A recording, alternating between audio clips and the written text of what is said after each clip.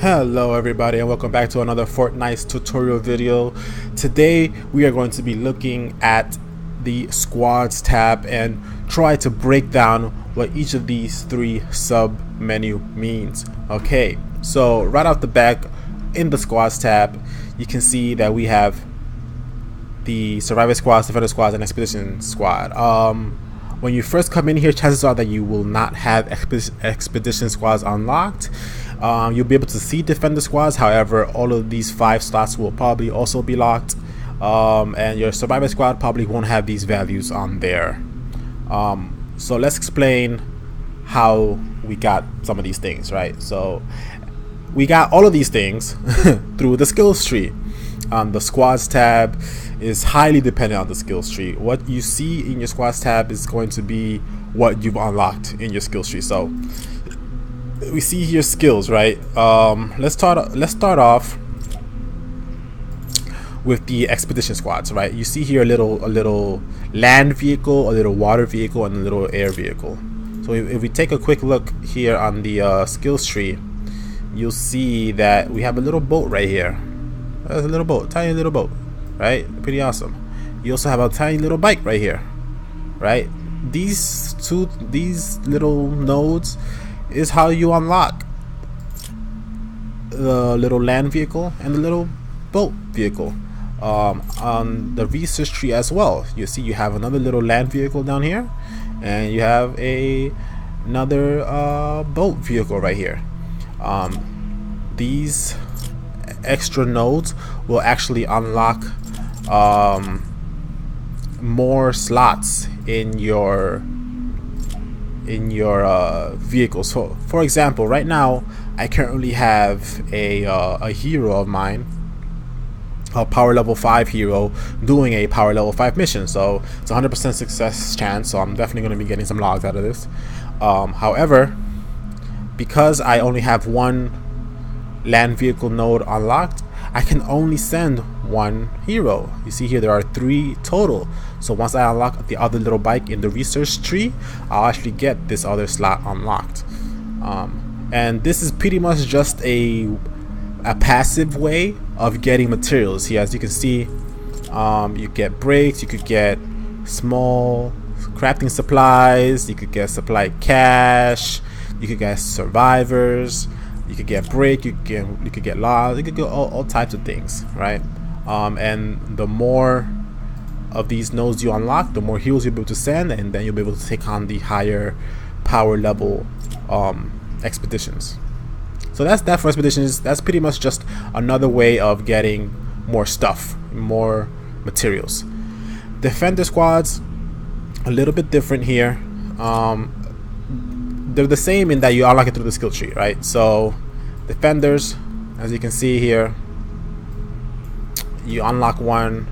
You're pretty much forced to unlock one early on, but the other ones are kind of optional. You can skip this. You can, I mean, if you want to level up your soldier to star level 2, you have to get this one.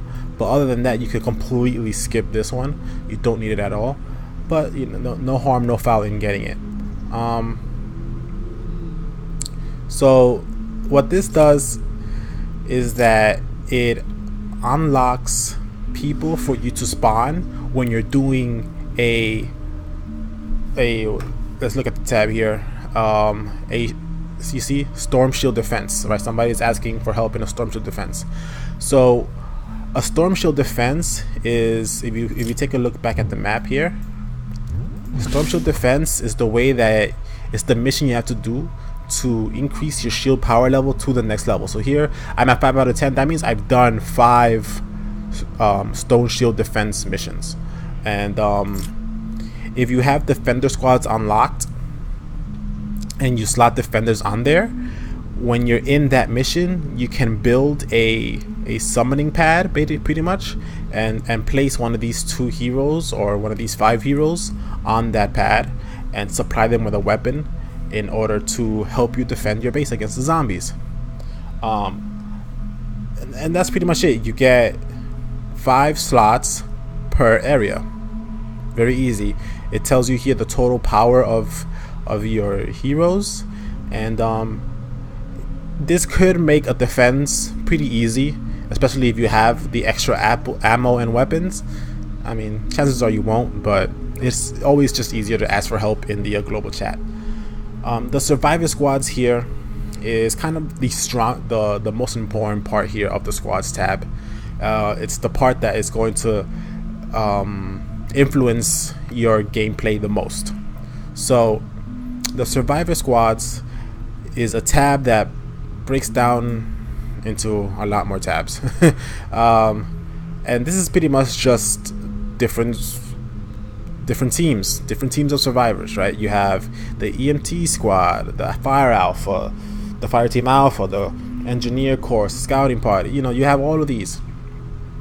And again, these parties, they're unlocked through the skill tree. So let's take a quick look again. Let's see if I can find. Okay, see, so yeah, the third one here unlocks your first two survival squads, fire team alpha and EMT. If you keep going here, this will unlock the scouting party, and this one will unlock the corps of engineers. So obviously, there you go. That's how you know which of these tabs will unlock a squad. It's a little crown with cross swords on it, with two swords crossed. And you want to unlock these squads as soon as possible, simply because right here, this is one of, in my opinion, the most important way to level up your home base power, right? Slot survivors, these are survivors, these 4, these 3, these 3, and these 4, they're all survivors. Slot survivors to increase your home base power. Every time you slot survivors, you increase. I could take them off, right? You gotta double click to take them off, and you see, look at what happened right there. I'll show you that again. See, look at the power level here. I'm going to take this guy off. All the way down. All the way down. I don't think I could de-level. I don't think I can. Let me try it, actually. Yes, actually you can. So you can de-level, but that's kind of just goes to show you how it's not really that important. But let me just put these guys. Is that who I had? I think that's who I had, right? Yeah, I didn't have this chick because she didn't give me the health bonus. Okay, yeah. So this is who I had before. So you manipulate your power, your home base power, mostly by your EMT, your squads. And the reason why you want to keep this as high as possible is because you're also getting a lot of stats here. And the stats you're getting is pretty much dependent on the quality of the survivors that you put here, right? So as you can see here, this guy, for example, well, it's not just the quality of the survivor, it's also the job matching, right? So in EMT squad, obviously it's like a doctor type of job, so you want a doctor there. And the way you know if a hero job is matching here is this symbol here, right? It's a cross. And what do we see on the EMT is a cross. This hero here, this lead hero here, right? It's a crosshair or a target. That's a target. This here is a wrench. It's not a wrench. It's like a gear. That's what it is. It's a gear. This hero does not. It's not a gear. This hero is a gear. However, this hero isn't as strong. Even though I get the job match, it's still not as strong as that epic survivor there. So you can kind of ignore the job match if you have a much more powerful hero. But if not, the job match usually is better. For example, here I have another epic hero, another epic survivor here. But because I've leveled this guy up and he has a job match, he actually gives more stats than this epic survivor. So it makes sense to just keep the job match going. And if you are able to slot a lot of people in here, you're gonna get a lot of stats and a lot of XP towards your home base power. Obviously, it goes up and down depending on the survivors you have here. Another thing to take into consideration is that each leader aside from the job match, they also have a personality, and each personality has a certain little symbol that tells you what the personality is. So this little square symbol here that's broken up into lines, into L's, is the pragmatic. This little arrow symbol here, they're dependable. And what you want to do is you want to match them up as much as possible, because it increases their stats, which means you're increasing your stats, right? So again, think of this as pretty much just more equipment, right?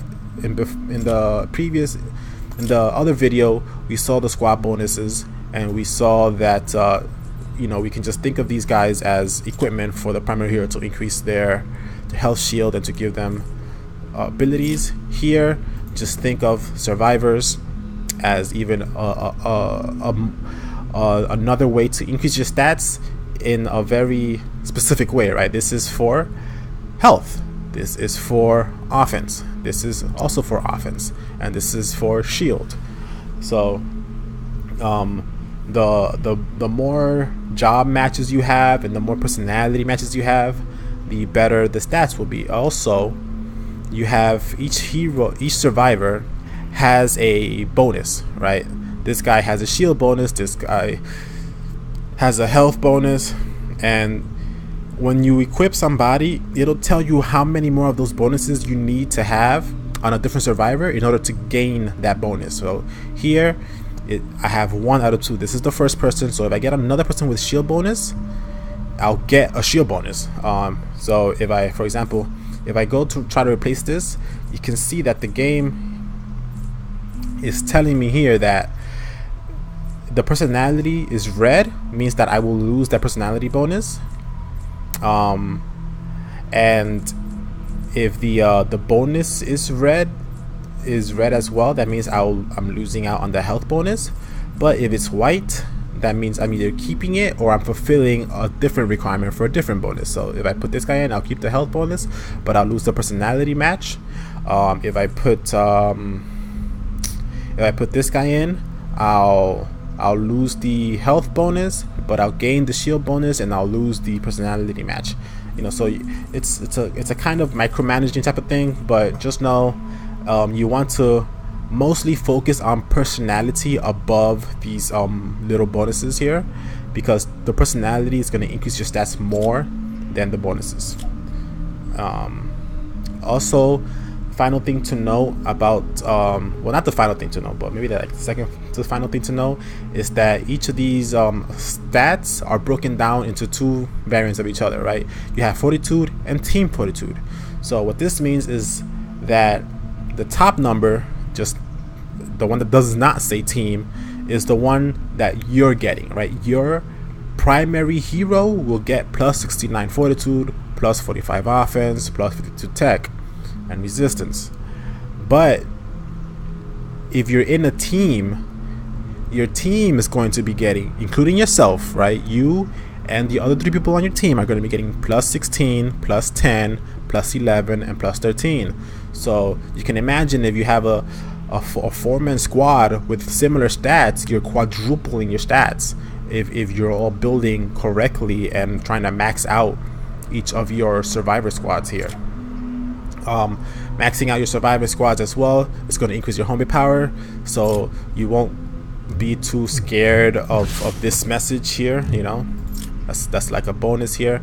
And also on this tab is telling you which of the small bonuses you currently have active, right? So right here I'm getting a plus 5% health, and right over here I'm getting a plus 5% shield regain based on the ability. So this chick here and this chick here, they don't have personality matches, but they have shield regain matches. So I'm getting that bonus because I have those 2 out of 2 fulfilled. This guy, the leader, however, is matching up with one person, which is increasing her stats in general. So I'm getting even more resistance for having that bonus. Final thing to note here is to unlock the slots here. Obviously, you can see that they're all locked. Right now, at the point of the game that I'm at, I can only unlock 4. So as you can see, for me right now, this is maxed and this is maxed, so I still have to max out these 2. And where you max them out is in your skills tree, tier 1 and your research tier 1. So skill tree tier 1, if you take a look here, you can see which nodes will unlock these survivors with the square nodes. These square nodes tells you this is an EMT squad. Let's find another square node right here. Scouting party squad. This right here is a defender for Stonewood Shield. This here is an alpha team, and the way you can tell which ones are defenders and which ones are for your squads is the little icon, right? The little sword icon, right? So that's obviously going to be for your fire team. This is a EMT squad because it has a little heart there. Right here, engineering, and then here is scouting party as well. So those are 4, and then these are the other 4 here in the research tab. Pretty easy to spot, right? There's only 4, there's only 4 of them. So when you unlock the squad first, you'll automatically is it automatically? I think yeah, you should unlock the leader slot and a leader slot and a follower slot there, and that's how survivors are broken down as well. If you see here, you can look at all of them, new by level or by leads. These are your leaders. They're a little bit rarer than the followers, and these are your followers. So you have a lot more followers obviously than you have leaders, because the followers are the ones that make up your team, versus the leaders is just one per box. So that's pretty much all you need to know for the squads tab here. It's just research farming, not research, resource farming, defender pads, which is the same thing as mission defenders. It's just locked towards the specific area that they're in, and then survivor squads, which is the most important part of this all. It's the fastest way to increase your power, home base power, and also you're getting a lot of stats. So all of these stats are represented here in these 4. This is Fort, right? F-O-R-T. So this is telling you how much you're getting in total from all of your survivor squads, as well as any bonuses that you have unlocked. So that's going to be it for the squads tab. Thanks for watching, and catch you in the next one.